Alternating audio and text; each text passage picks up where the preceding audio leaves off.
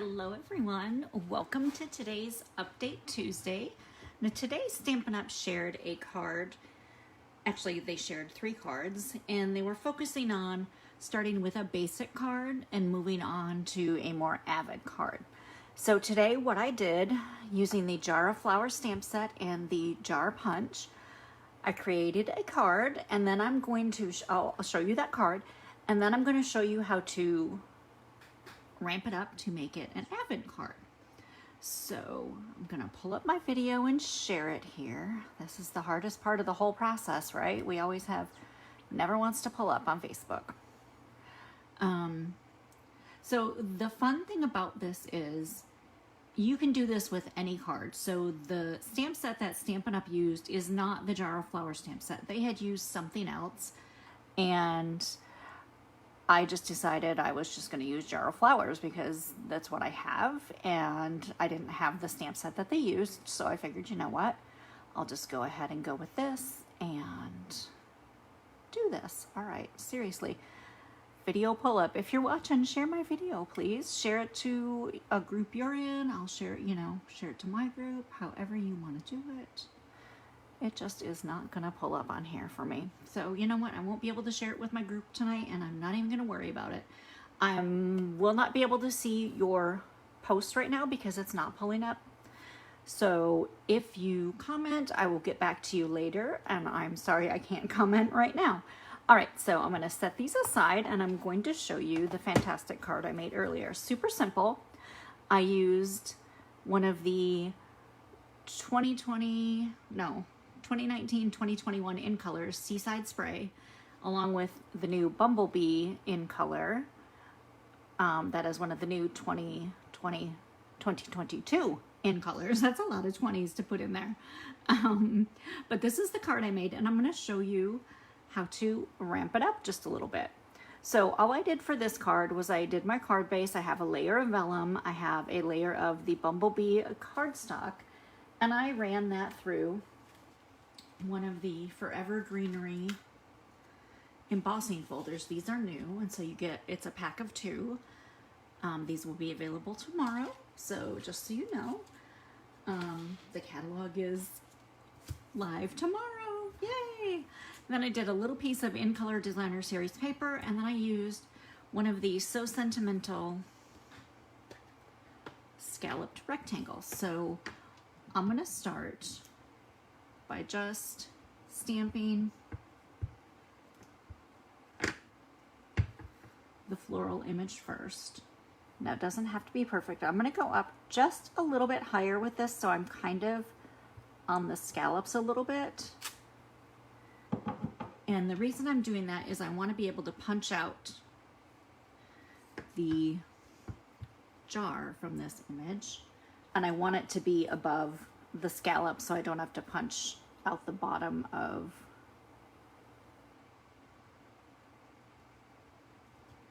the scalloped rectangle. Oh, and I stamp it crooked. All right, guess what? Good thing I have one more scalloped rectangle here. All right, we'll start again. Get that on there straight this time, hopefully. Or at least get my, I think I keep putting my face in the camera. Get my jar on there straight, basically. I'm gonna stand up to make sure I do that straight.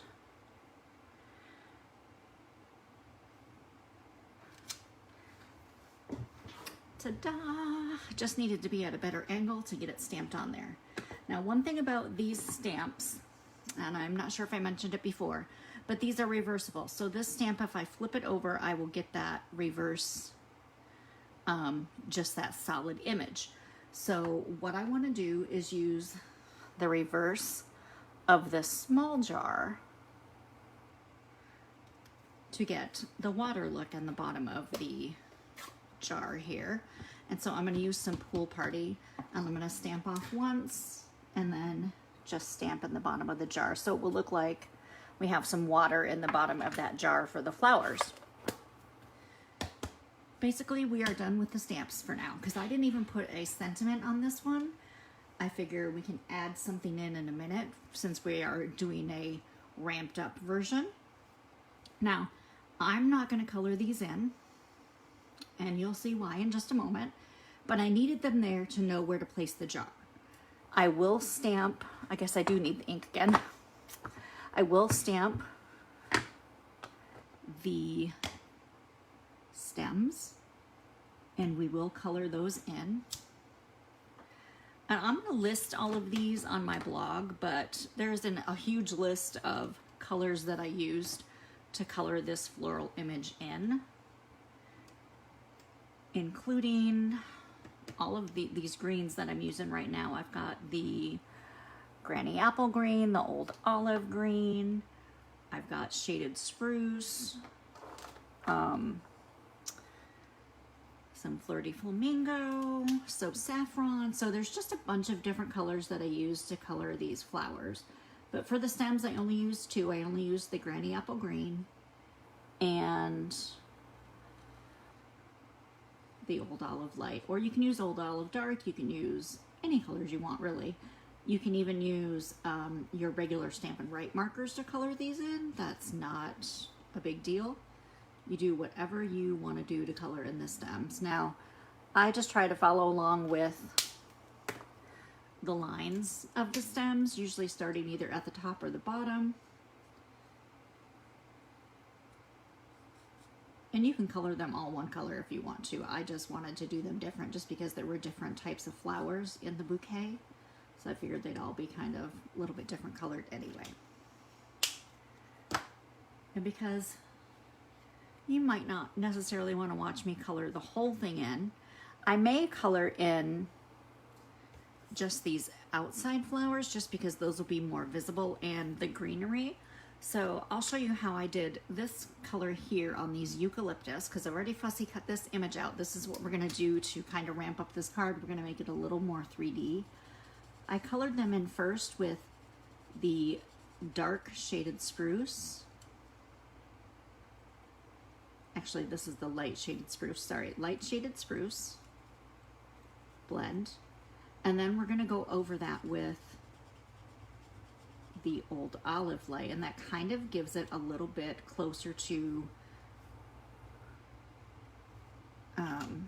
almost a garden green color, but kind of a little closer to what some of the eucalyptus stems that I've seen in the store. It doesn't make it quite as blue, and I thought maybe next time when I try it, I will use the Shaded Spruce Dark, or maybe even Pretty Peacock, and then color over it with the Old Olive.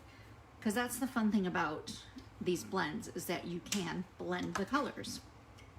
So it makes it fun to create different things just by using your blends. Now I'm just going to go ahead and color in these leaves here on the bottom.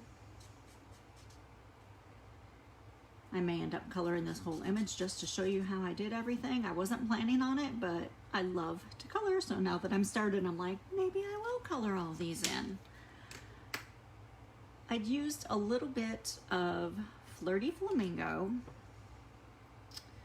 I used Flirty Flamingo Light, Dark, and Petal Pink to do these little buds here. And I started out with the dark, and I just colored like in the center a little bit darker on the top of each of those flowers, and then just ran all the outlines in the dark color. This is usually how I start when I do my flowers. I start with my dark color and then go to my light colors. With most everything, that's what I do, but that's just personal preference. Not everyone does it that way, so, you know, obviously it's up to you. And then I just colored them all in. And then for these little buds, I just colored those in with the Flirty Flamingo Light as well. And then, because as you can see, it's a little bit different. It's hard to tell on the camera, but it is a little bit lighter. I just went over these with the Petal Pink Light. Since it is a lighter color, it takes away a little bit of that color and makes it just a little bit lighter and kind of brightens them up a little bit, actually. For the rose, I used So Saffron Dark, and I just colored in the whole center. I wanted this to be a nice light colored yellow rose. So I just went around all those lines again.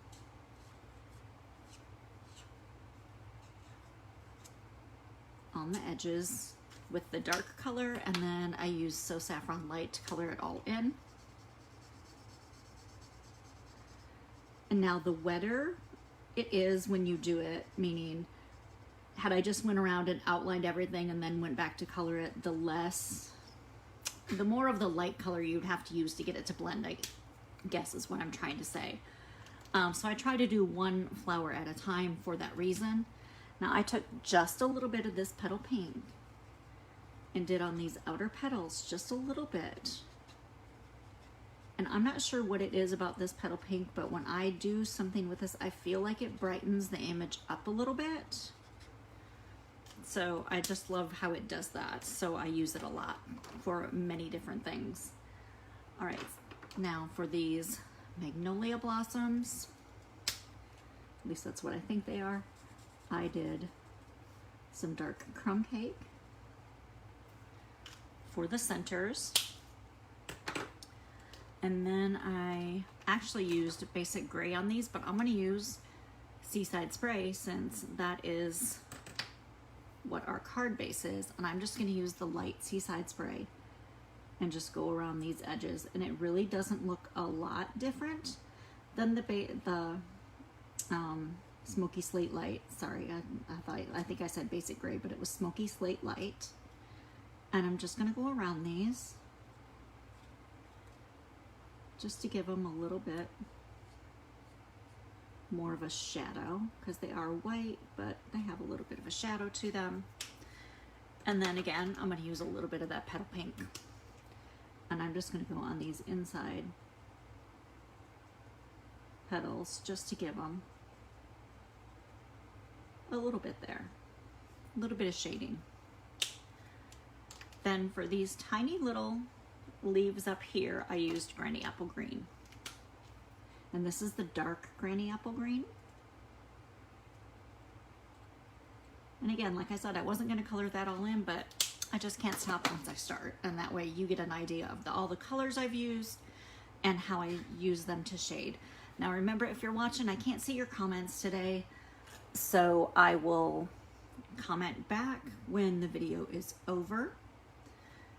And we will start with the next phase of doing the upgraded card. I'm just gonna set these to the side for a moment and we'll start putting the card together. So I'll just take the Seaside Spray cardstock, fold it in half, give it a little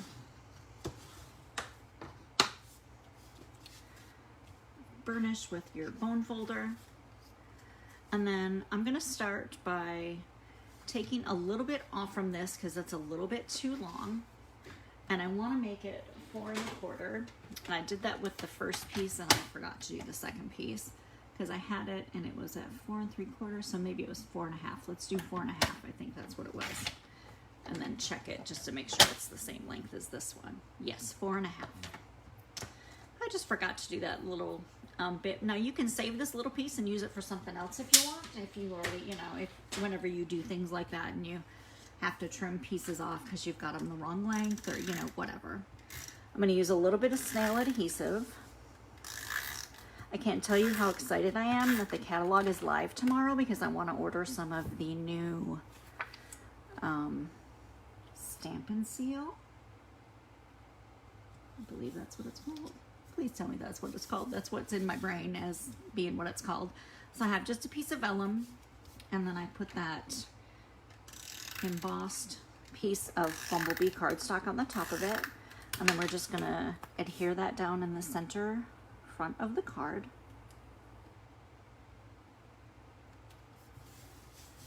So the whole first part here is the same. We're gonna add that little band of Bumblebee Designer Series paper right through the center.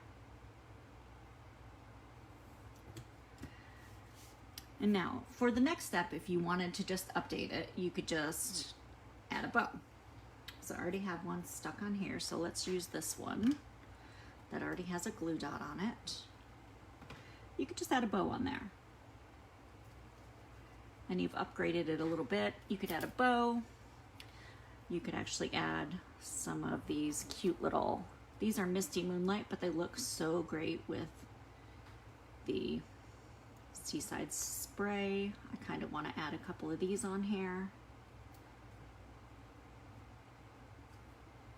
And so now you've taken that card to the second level.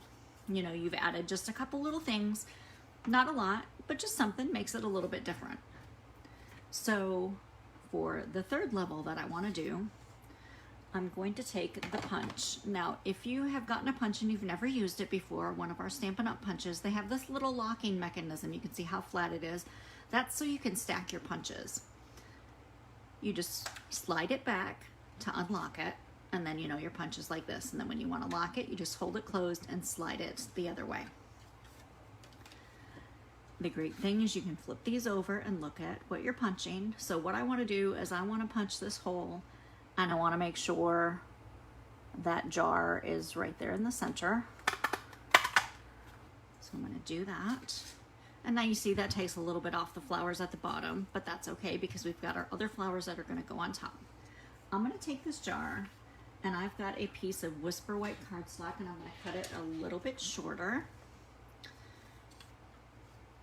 and a little bit thinner because we don't want it. We don't need it as thick as this or bigger than this. We just want it a little bit, just enough to add our cute little piece to the bottom here. So I'm going to take this jar and I'm going to adhere it right onto this. Now, you could always take this and stamp another jar on here, punch this one out and use this for something else, but I figure why stamp and recolor when you've just done it here? You can just reuse this again. So take that.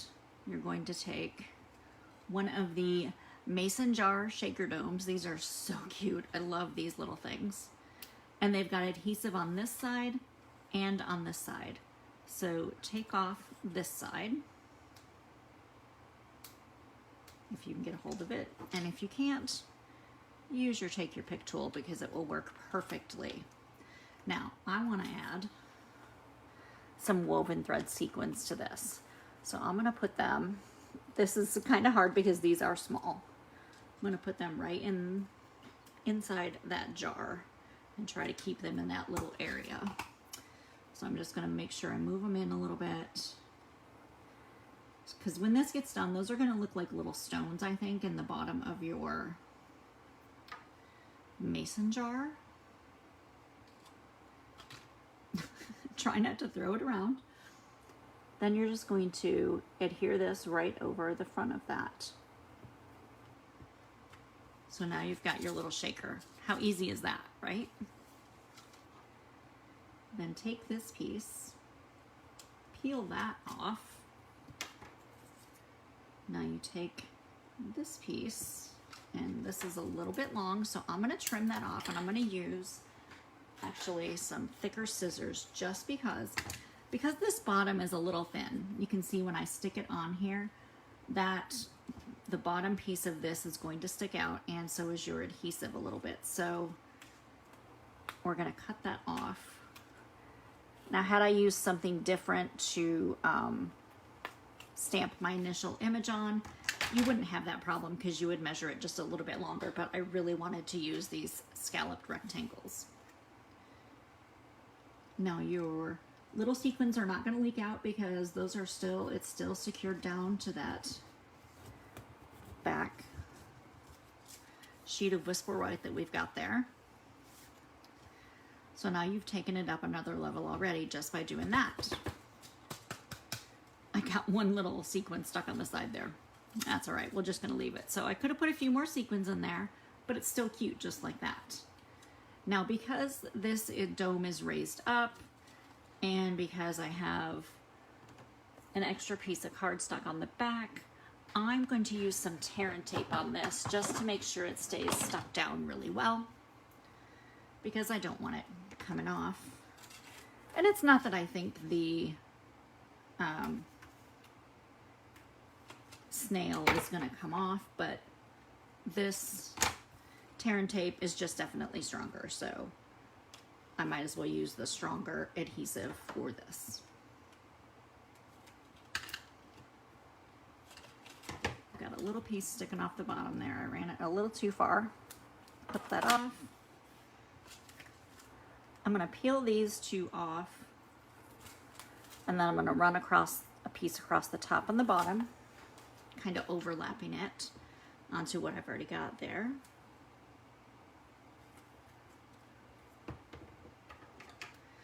And now, if you don't have Stampin' Seal, it is one of those things that it's a good purchase. It lasts a long time. You get a huge roll of it. So don't feel like it's a waste of money.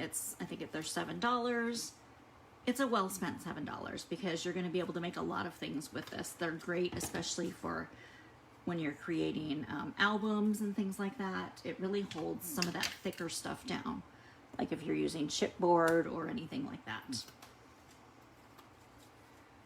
All right, got this.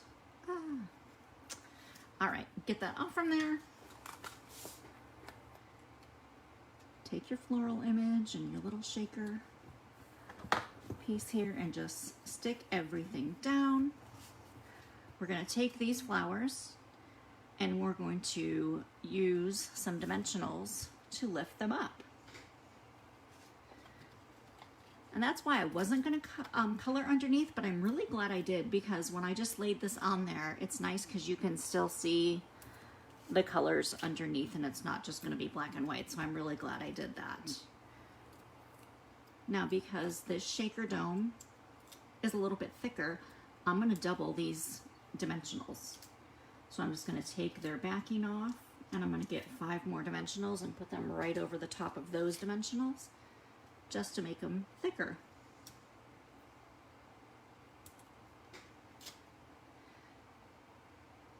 And this is something I've done before. I don't do it a lot. Now, this is not a card I'm going to mail. This is going to be a hand-delivered card. Now, you can mail them. I would recommend putting them in a padded envelope. It's just going to cost you a little bit more. I think if I was going to mail it, it would be something I would be mailing with a gift. So, you know, the fancier card with the gift, then you won't feel like not that you're wasting postage when you're mailing someone a greeting, but sometimes postage can be expensive, and if you can make it a little less expensive, that's great too. All right, so let's see. We are just going to place this right over the top. I'm just trying to make sure I get all my little pieces even. How cute is that? And then I think the bow I'm going to put right at the top of the jar, not around the neck of the jar.